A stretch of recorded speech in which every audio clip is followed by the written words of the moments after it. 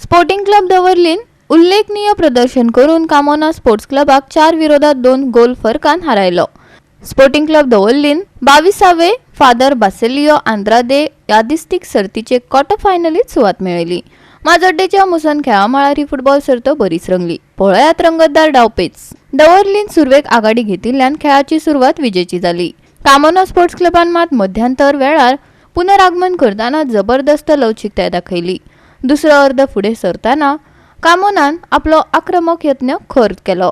अर्धाच्या 9व्या मिनिटार score 3-2 असो जालो। बरोबरी करपाच्या यत्नाक कामोना स्पोर्ट्स क्लबान अखंडपणान दवरली पंगडाचेर चेपण हाडले, पूण दवरली संरक्षणाक बळगे मेळ्ळे।